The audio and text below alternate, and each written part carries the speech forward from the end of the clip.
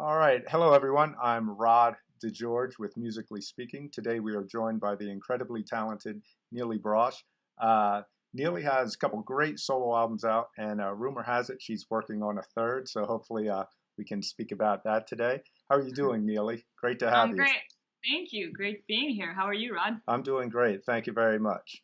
Let's jump right in. And your family moved to Israel from Israel to Boston before you were a teenager. Can you talk a hmm little bit about that? How it impacted you as a 12-year-old? That's a huge move, and not just moving to another city. You're moving to a totally new country. Yeah, I know. It's funny, you know what? It's like really cool that you asked that question because, a lot of people ask that, but only in relation to music. I think a lot of people don't even really ask that in relation to just being a human and making such a move like that when you're young and Yeah, when you're a girl and you're 12 and it's just like, so it's kind of cool to talk about that because I don't get to do that very often. great. And I think, when I've told friends about that, they're like, yeah, we don't want to, we don't want to hear about your like trials and tribulations. So, Uh, so thank you for providing a platform. But no, no, no problem. no, I mean, you know what? It's funny because my family has kind of a funny story. Like my parents lived in the U.S. for a few years in the 70s. So my brother Ethan was actually born in the States, and we Oh, have wow. two older brothers that were little kids when they were in the U.S. And then they went back to Israel for like another 20 years before we moved again. So when I was growing up, like I kind of grew up with all this like dreams of American culture being told by my brothers, like, oh, America's so great, and maybe one day we'll move again. And so I kind of grew up with that American dream in the back of my mind, always thinking like, oh, I'll fit in more there and all this stuff because I was, no surprise, but I was like a complete tomboy. And in Israel, like girls don't really play sports. And I was super into sports and into music and all that stuff.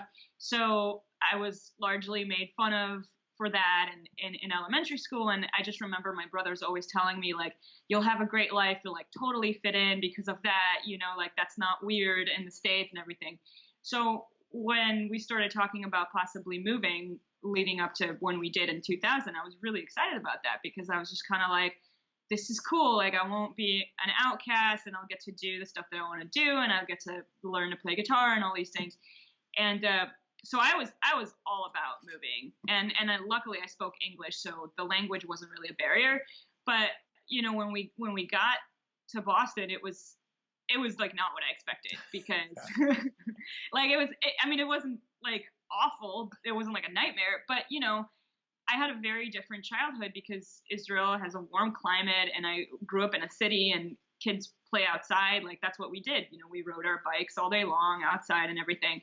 And moving to like New England suburban life where like it snows half the year and all of a sudden I didn't have kids on my street, and I had friends in school and they were like, well, we need to arrange a play date 3 weeks in advance. And I was like, I remember the first time I heard that term and I was like, what's a play date? Like, why can't I just come over? What do you mean you don't just Yeah, like call your friends up and invite them over after school? right. So it was very different than what I expected. And so I actually ended up spending like a lot of time alone that first year, Oh, wow. which was very unusual because, I have a big family and I was always surrounded by family and friends and all this stuff. And all of a sudden I was like alone in this house in the middle of the winter, uh, just surrounded by piles of snow and having nothing to do. And I was like, this is not really what I had in mind. Right, So right. the first year was really tough. But after that, I found friends that were more like, less scheduled than the average New England overachieving suburban kid. But yeah, so I just kind of found my place over time. But and also, I was into like music that kids my age hadn't heard of, and so Right. I didn't feel like I fit in more just because I moved and I played sports or whatever. Like I was still that weird kid from a different country who was new and had an entirely different culture, and they're like, well, why are you talking about these bands that we never heard of? Like, so it took some time, but after the first year I was definitely really happy to be here, and the rest is history, I Yeah, guess. that's good. Yeah, I know. Sometimes that happens. All your trials and tribulations still move with you. You still carry them, Yeah, that you have yeah, to work your way exactly. through. And Yeah, when you're 12, you don't know that. You don't exactly. understand. You don't have the emotional capacity to understand that, like, wherever you're traveling, you're still yourself. Yeah, So um, that's something that I'm kind of glad I learned at such an early age, yeah, because your problems do come with you and you have to kind of work on yourself. So I'm glad I had that. And I did end up having two cultures, and now I guess three cultures or whatever. yeah, But so it was all worth it, I think. yeah. That's great. I know. I used to travel a lot playing, and every time we'd hit Boston, it would be in the winter, Oh, and it was sorry. like, no, no problem. But it's it's such an old, like downtown, and that's such an old Beautiful, yeah. established, yeah. But the streets aren't very big, so when you get 3 feet of snow, there's not a whole lot of room Yeah, to go with it. So yeah. that was always an interesting experience. But I loved the place, and it was great. But the East Coast personality is much different than the West Coast Super personality. different. Yeah, Yeah, totally. I recently moved from outside the Philadelphia area to the West Mm. Coast, and You live in Oregon, right? yes, yeah, That's and awesome. yeah, it's beautiful out here, and it's funny, just the mindset and the personality of people can be drastically different. So I can just imagine moving from one country to the other as Yeah. a 12-year-old, Yeah. as I an mean, the one lucky thing, sorry to oh, cut you off, not a like the problem. the the one lucky thing is that we did move into like a predominantly Jewish city, or I mean, it's a suburb, but it's Right, technically a city because it was like 85,000 people at the time or something. right, And that was helpful in a way, because yeah, like and I'm not a religious person, so I didn't necessarily feel like I needed that to connect with other people, but it was at least something where, my one claim to fame when I was very unpopular is like, oh, you're from Israel? That's so cool. I go to Sunday school and I go to synagogue. So like there was at least that one thing that made me feel a little bit yeah. more like they could relate to me. Right. Yeah, it could open a couple doors for Yeah. conversations, new Right. friendships, and that. Yeah, Yeah. very cool. Yeah, I have Yeah. a couple friends who um, moved from different countries. However, when they got here, they did not speak English, so they were thrown Yeah. in. I can't even imagine that. Yeah, they were thrown into the public school system and didn't have a clue what was going on. So Yeah. that could be very, very difficult. But I'm glad Yeah. it was a smooth transition for you after that first year. Yeah, Now, that was the one saving grace, is like at least I spoke English. Now, yeah, of course, I had very outdated slang because, I learned English from watching 90s sitcoms and movies and stuff. So when I got here in 2000 and I like called people dweebs, they're like, "What are you talking about?" I'm like, "What? I learned how to talk from like Fresh Prince of Bel-Air, yeah, you know yeah, what I mean?" So and Full House and stuff like yeah, that. So I didn't know any better. yeah. But That's you know. funny. That's great. Now, you mentioned your brother Ethan. He's a great guitar player as well, He professional is, of guitarist. course, yeah. And so I was wondering, how much of an influence was he on you when you were first starting out? Well, I mean, he's kind of the reason that I play guitar. So I guess he was a really big influence. I mean, I had like my favorite artists that I discovered through him that were guitar players.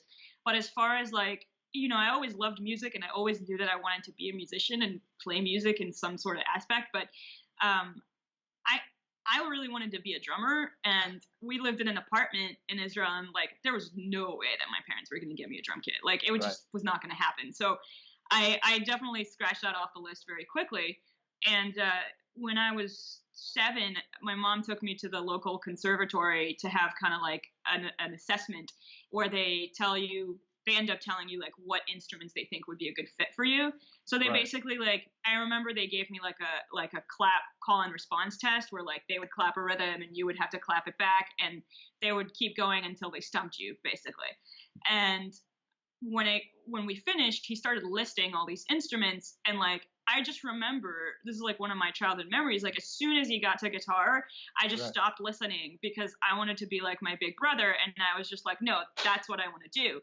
And at that time, I didn't listen to any of that kind of music or anything. I just knew that like I'm going to be playing an instrument, and I get to pick that one. Yeah. So that is totally what started it all. Oh, cool. Now, you lean a little more towards the fusion side than Ethan May.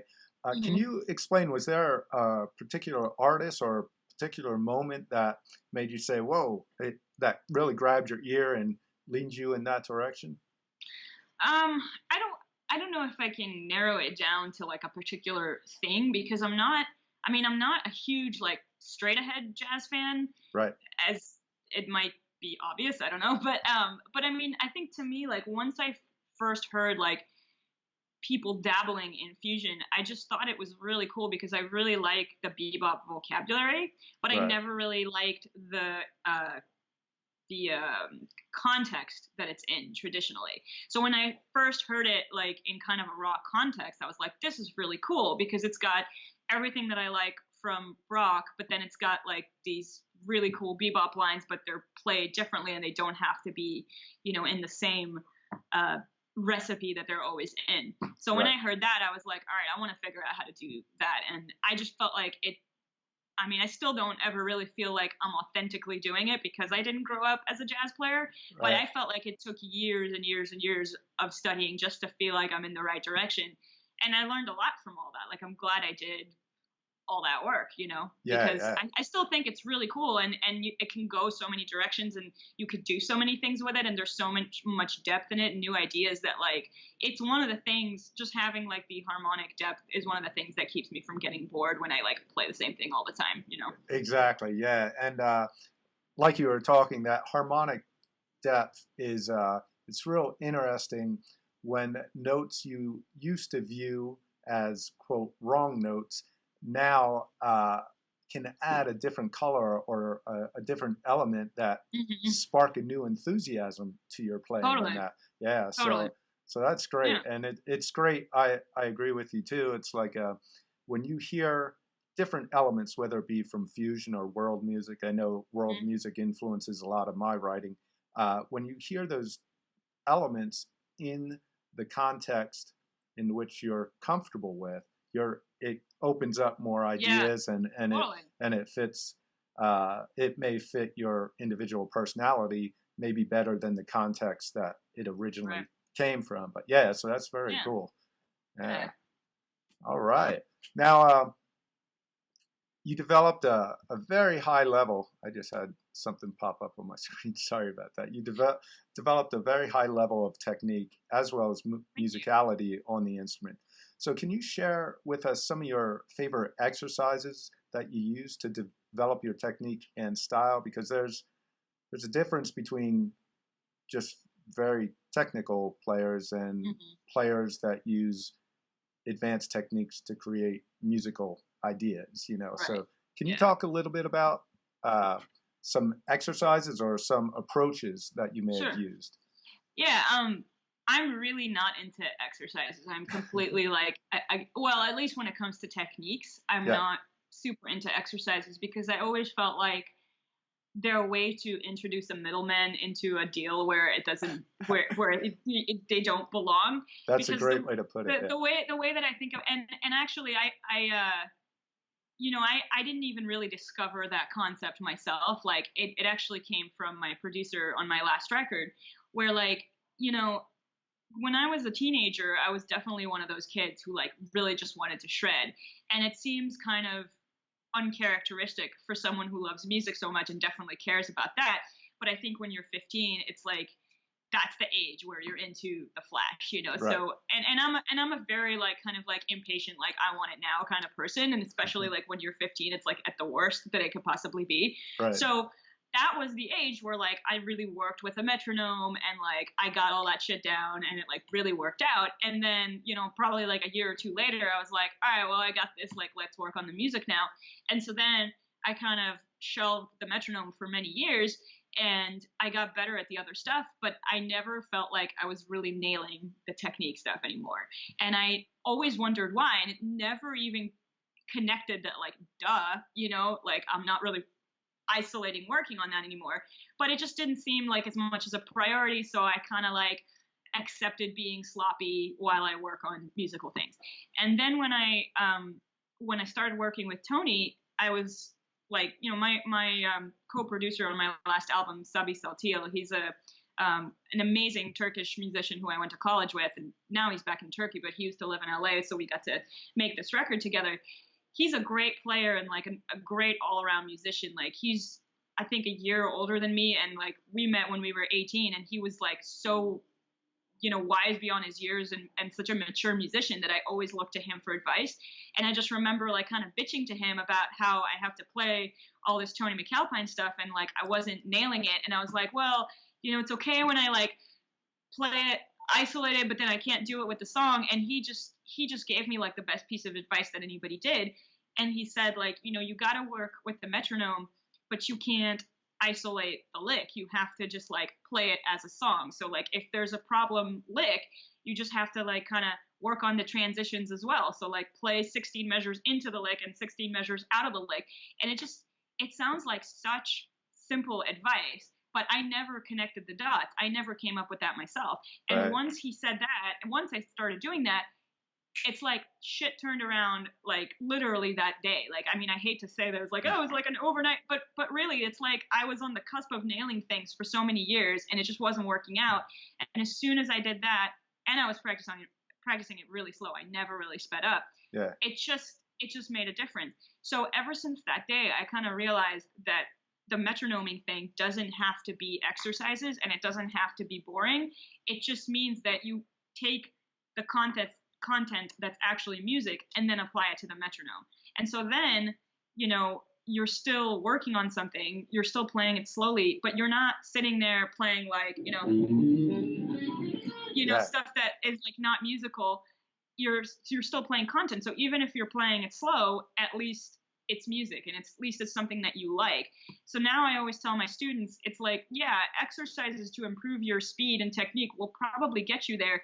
But why introduce this like middleman when you can just take the actual solo that you want to work on or that you want to play and then work on it that way? At least that way you're hearing something that you like over and over, albeit slow, but at least real music is getting into your head. And so I always recommend to like work on stuff that people really like because you're going to be hearing it a lot. So you may as well be listening to real music while you're doing it and something that you like because you're going to get sick of it anyway. Exactly. Yeah. So that's kind of when I realized all that because I was, you know, exercises are boring and I totally understand why nobody wants to do them. So it's just about like finding a way to always keep it musical. And that's what I do now is just like my priority is always on the music, number one, but it's just about kind of thinking out of the box and figuring out how do I combine that with, you know, having, I guess, like advanced enough technique to make sure that I can play everything that I hear or any idea that I have, I want to be able to nail, but it's got to start from the idea first. Exactly. Yeah. Very cool. Yeah. I do that a lot with my students as well. Instead of giving them a lot of picking exercises or stuff like that, find out what they like. And we find a riff from one of the songs that deals with inside or outside picking or whatever. And you use that as an exercise. And for me, like, if I am having a problem with technique and I want to come up with an exercise to fix it, I always make it a musical exercise that I could use in my improv or something like that. Because to me, it doesn't make sense to practice something you're never going to play. You know, it's just kind of, it might help, but it's extra time that you could be killing two birds with. To me, like efficient practice is like killing as many birds with one stone as you can.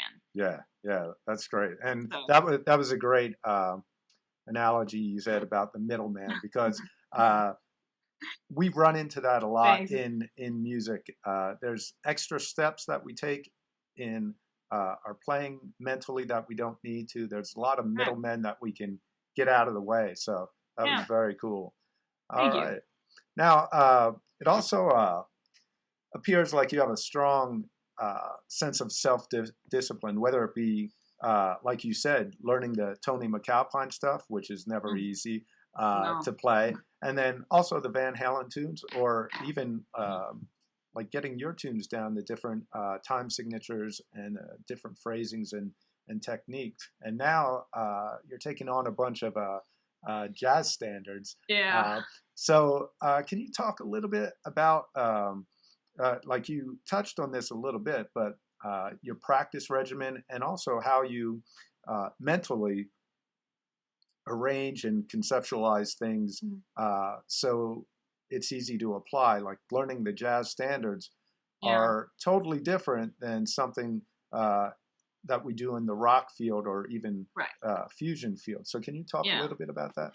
Yeah. I mean, I guess it's the same kind of thing. Like, I mean, I've always been a hard worker, but I was also never, you know, like I think when you go to music school and you have a background of being like the educated musician who always had formal training, it's really easy to meet other people who see practice as this very structured thing. Whereas like, if you're not doing that, it's not called practice. So I've met a lot of people along the way who are like, well, I'm just jamming, I'm not practicing. Or, oh, I was just playing guitar for 3 hours a day, but I wasn't really practicing. Right. I never really thought like that. You know, I always feel like the greats probably don't think like that. I don't think like Yngwie Malmsteen, for as much technique and all that stuff that he has, he's probably never thinking I'm going to sit down and practice. He just plays his tunes and they happen to have all those techniques in them, and he probably finds a way to polish it. Yeah. So I always was kind of the mind that like, as long as you're playing guitar, like you're doing the right thing. Now you may not be working on everything that you need to know or want to be working on, but like it's never really a waste of time and you're always getting something out of it. So for me, again, it's that same thing of like, how do I get the most out of my practice? Because I always had a life, you know, like I was never one of those people that like wanted to sacrifice normal life for 8 hours of practice. I don't think you need that much time if you're being smart about it. Yeah. It just, to me, it just means that you're actually probably doing something wrong. So, again, like for me, it just starts with the music. Like I've spent a lot of years learning stuff by ear because I missed the YouTube generation by like 2 years. And so like when I was growing up, like if I wanted to learn instrumental music, that was the only way to learn it. You know, like I liked artists that maybe didn't have instructional stuff out. Yeah. And so that was the only way.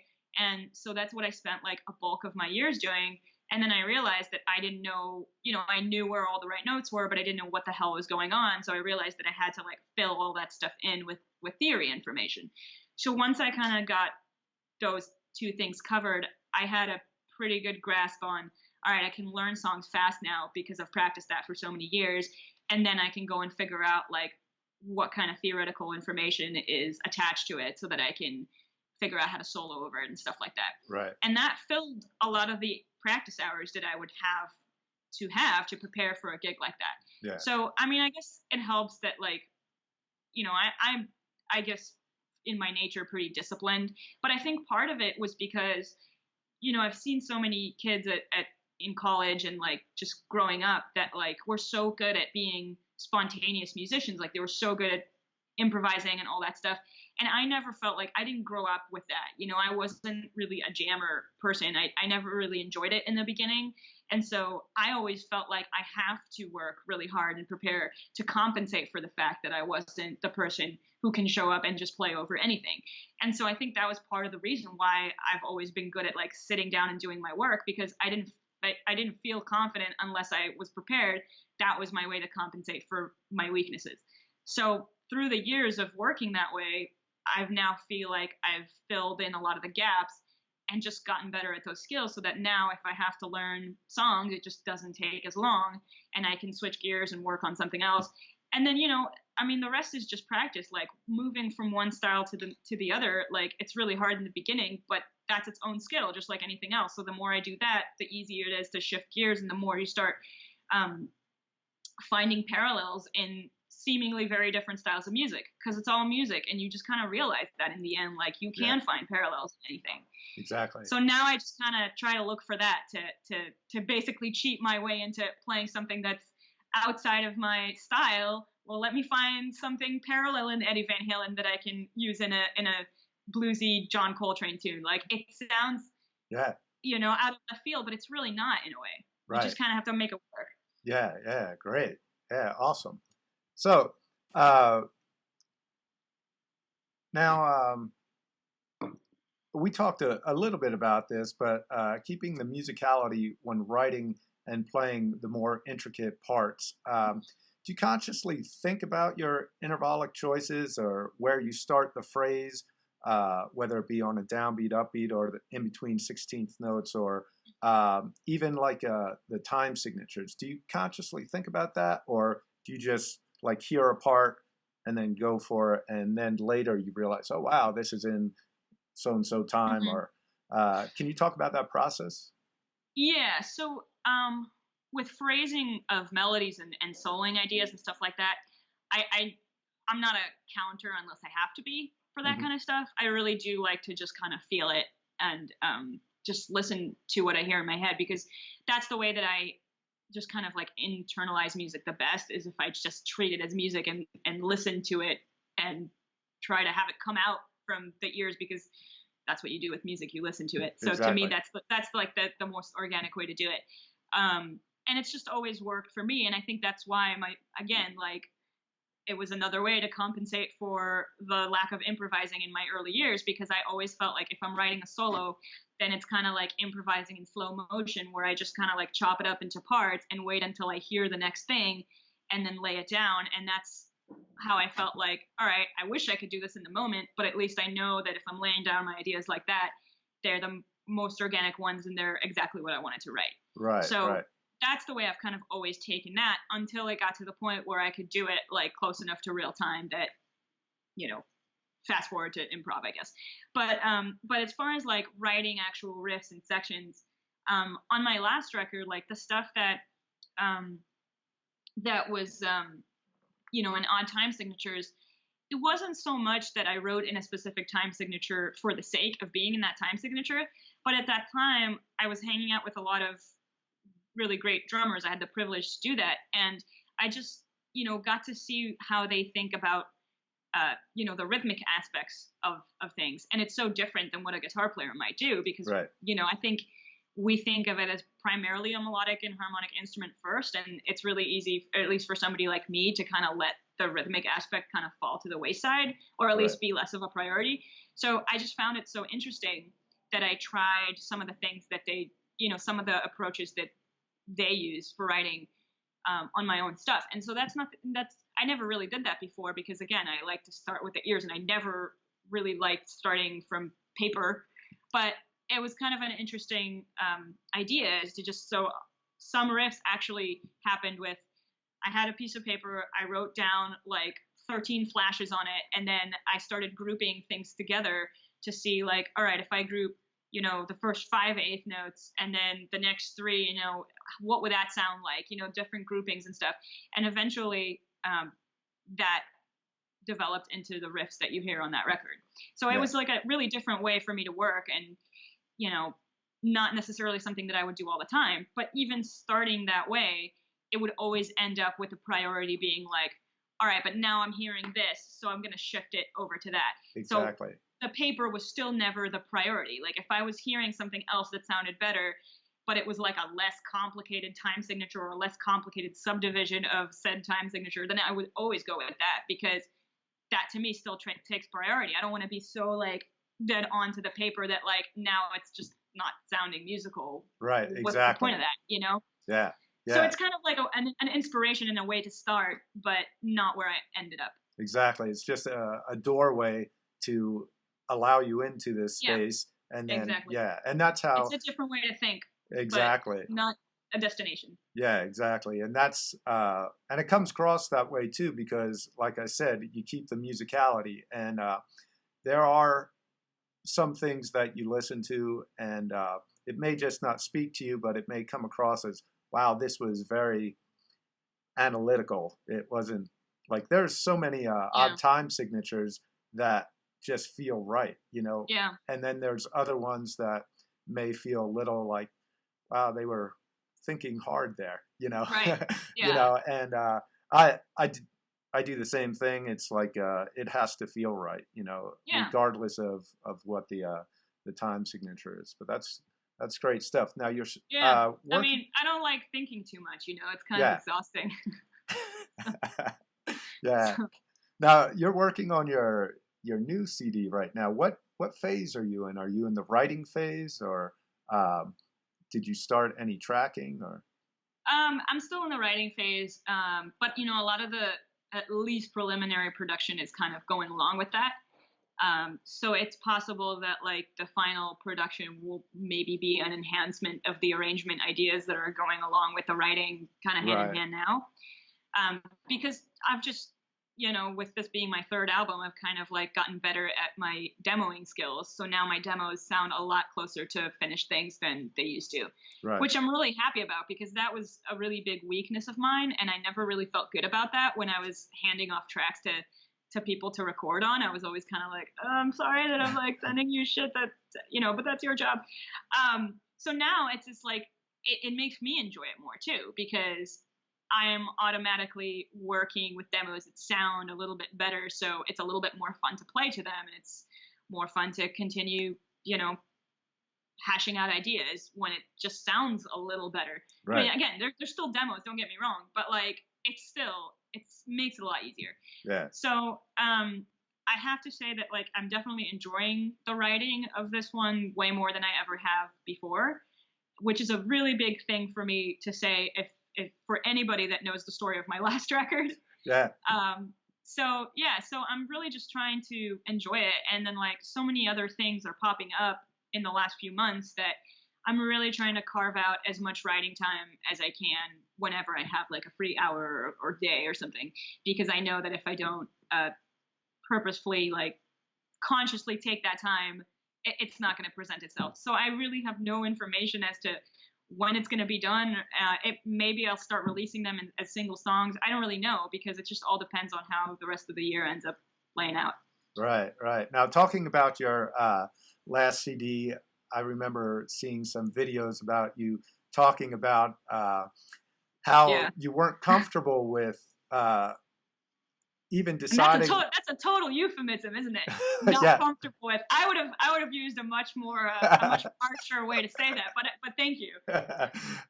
But yeah, I think as artists, we all go through that, and sometimes like we can get an idea, and when the idea comes, we lay it down and we're excited about it. Then the next day, all these doubts come in, and then you have to figure out, are these just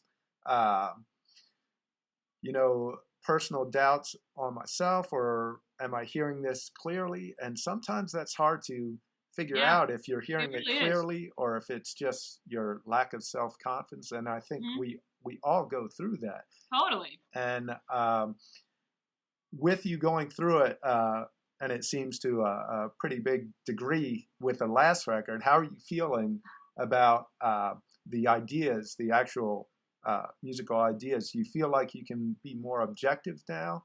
Mm-hmm. Yeah, I mean, I think that's why I'm enjoying the writing so much more, because I think maybe, and again, yeah, we all go through it, but it seems like at least part of the lack of objectivity was in part due to kind of like a certain level of inexperience. I think just like the more you're experienced, the easier it is to tell, and you're still never gonna you're never going to be on the outside perspective 100%. It just doesn't work that way. Right. But I think just being a more experienced writer, it's easier for me, or maybe not to be totally objective, but at least to know what I like and what I don't like, and what I think is good, or what I think needs work. So maybe that's a truer way to say that. So that's been my biggest like saving grace. I mean, it sounds so silly, but like, it improved my quality of life so greatly, because I was so attached to my product, and like I attached my self-worth to that to an extent. Yes. And I really wanted to put out something good that I was happy with. And so when I think you put so much of your self-worth on it, if you're not happy with it, it makes you miserable. And like, obviously I don't want to go that far, because that's unhealthy, and that's one of the things that I've learned. But not worrying about it as much, and like learning to detach from it in a healthy way, has really like turned everything around for me. And so now I can actually enjoy the process and not just feel like, like just through the whole thing until it gets to the point where like, all right, I accept it. So now I can work on it, and now I can hear it.